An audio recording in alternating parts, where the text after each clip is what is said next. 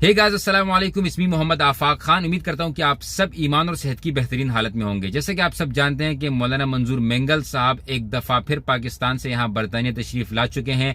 पूरे मुल्क में मुख्तलिफ मसाजिद, मुख्तलिफ जगहों पर वो बयानात दे रहे हैं। अवाम का एक समंदर उनकी तरफ खिंचता चला जा रहा है।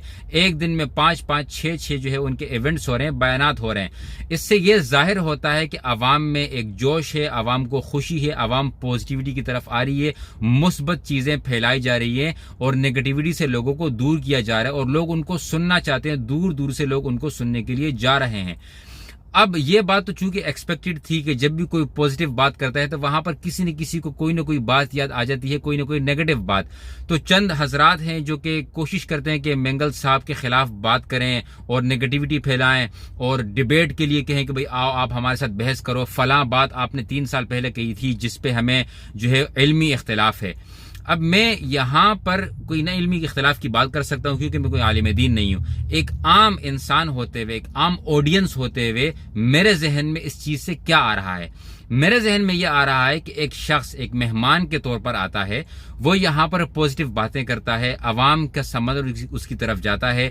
यंगस्टर्स, यहाँ बरतानिया में यूथ, यंगस्टर्स, नौजवान नस्ल बहुत कम इस तरह के बयानात सुनने जाती है। उनका समंदर जा रहा है उनके बयानात सुनने के लिए। तो आखिर क्यों नेगेटिविटी फैलाई जा रही है? जहां तक मुझे पता है कि अगर आपको किसी से कोई इल्मी इख्तिलाफ हो तो उसका तरीक़ेकार ये होता है कि जहां पर वो शख्स कहे आपको वहां पर जाना चाहिए, क्योंकि इख्तिलाफ आपको है, चैलेंज आप कर रहे हैं।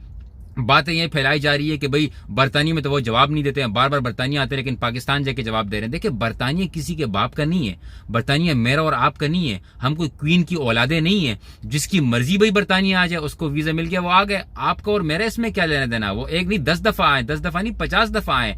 जो कह रहे हैं पैसे, बिल्कुल पैसे लेने आए, वो ऐसा तो हो नहीं रहा अल्हम्दुलिल्लाह। अगर आप भी रहे तो मुझे और आपको क्या मसला?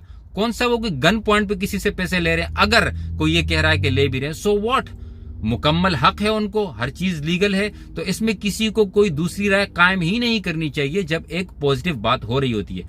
दूसरी बात, जहां तक चैलेंज की बात है, अगर आप किसी को कहते हैं कि ओए मैं तुमसे लड़ना चाहता हूं, हिम्मत है तो आके मुझसे लड़, नो। चैलेंज का तरीका यह होता है ओए मैं तुझसे लड़ने आ रहा हूं, that's what you call a challenge. तो अगर आपको किसी से कोई चैलेंज है, कोई डिबेट करनी है, इल्मी इख्तिलाफ है, इल्मी इख्तिलाफ में अखलाक का दायरा नहीं हटाया जाता। और कोई आपसे बड़ा हो तो वहां पर रिस्पेक्ट जो है वो वैसे भी देनी चाहिए। अगर आपको कोई अगला गालियां भी दे, ये एक तरीकेकार होता है, इससे तरबियत का पता लगता है।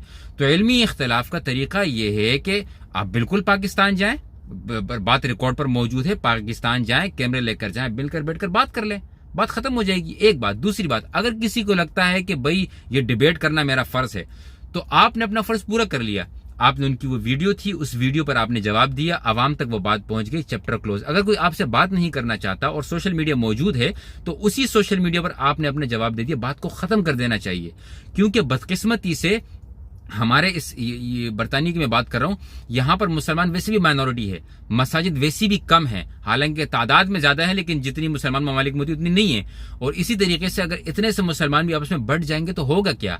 अगर ये सारे मुसलमान इकट्ठे होते हैं किसी एक शख्स का बयान सुनने के लिए, किसी कॉन्फ्रेंस में जाने के लिए, चाहे वो किसी भी मकतब फिक्र का हो, लेकिन अगर वहां पर पॉजिटिव बातें हो रही हैं, बिदअत की बात नहीं हो रही, लोगों को वरगलाया नहीं जा रहा, लोगों को अच्छाई की तरफ लेकर आया जा रहा है, एक शख्स जिसके हजारों जो है वो तलबा हों, एक शख्स जिसने ईरान में जाकर डिबेट्स की हों, आपको क्या लगता है वो इस तरह की डिबेट से भागेंगे? नो वे। सो इसका तरीका ये होना चाहिए कि अगर एक बंदा आपको रिस्पॉन्स नहीं कर रहा या आपसे कहा कि वहां पर आकर डिबेट करें, तो या तो वहां पर जाएं या बात करना छोड़ दें। ये नेगेटिविटी फैलाना और उसके बाद अजीब अजीब किस्म के टाइटल लगाना, फिर वो वीडियोस को ग्रुप्स में डालना, फिर लोगों को पॉजिटिविटी से निकाल के एक चीज के अंदर उनको एंगेज कर देना, that's not how it works and that's not how it should be.